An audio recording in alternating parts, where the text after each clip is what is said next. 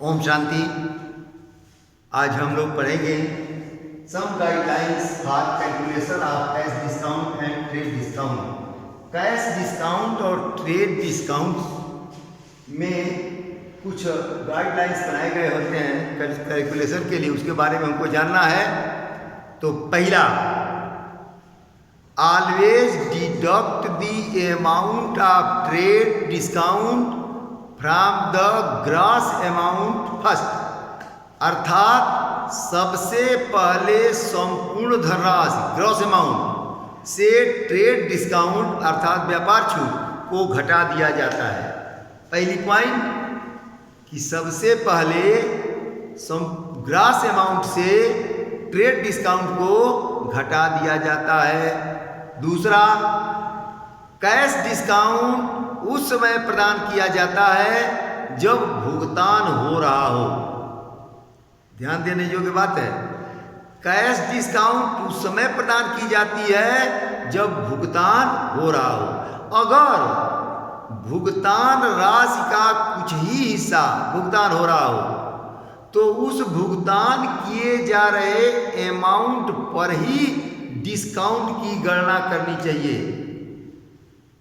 जितनी सपोज कीजिए कि 1 लाख का भुगतान करना है और भुगतान 1 लाख का न करके और 1 लाख का डिस्काउंट 20,000 है, और यदि वह 1 लाख वह भुगतान न करके 50,000 भुगतान कर रहा है तो 50,000 पर जो डिस्काउंट बन रहा है उसी को हम देंगे। तीसरा, अगर ट्रांजैक्शन में भुगतान राशि दी जाती है और कैश डिस्काउंट का परसेंटेज दिया जाता है तो कैश डिस्काउंट की धनराशि पूर्णकर अकाउंट बुक में उसकी प्रविष्टि कर लेनी चाहिए। अगर जो भी डिस्काउंट की धनराशि यदि दी जाती है तो उसकी प्रविष्टि अकाउंट बुक में जरूर करनी चाहिए। Solve the problem of journalisation. अब दूसरा टॉपिक है solve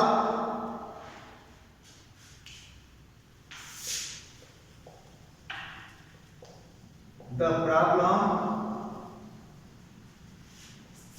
of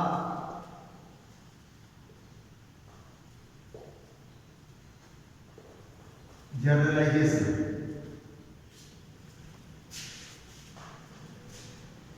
There are some important steps for solving the problem of generalization.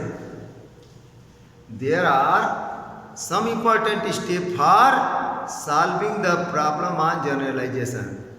जो जनरलाइजेशन में जो भी समस्याएं आती हैं उसका हम किस तरह से उसका निराकरण करते हैं, उसमें पहला है ट्रांजैक्शन का सावधानी पूर्वक रीड कर लेना।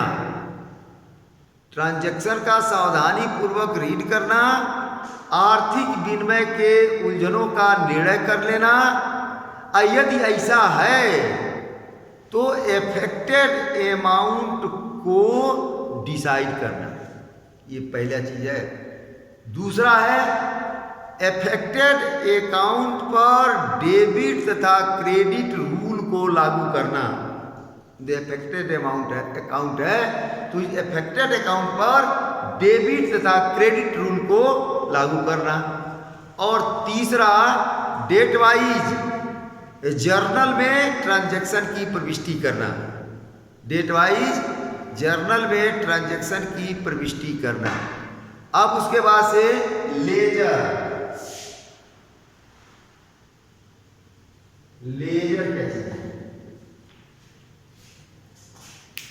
तो according to the double entry book keeping principle, double entry book keeping principle, debit and credit and both the accounts, one debited and another credited, will be recorded in the respective account in the ledger।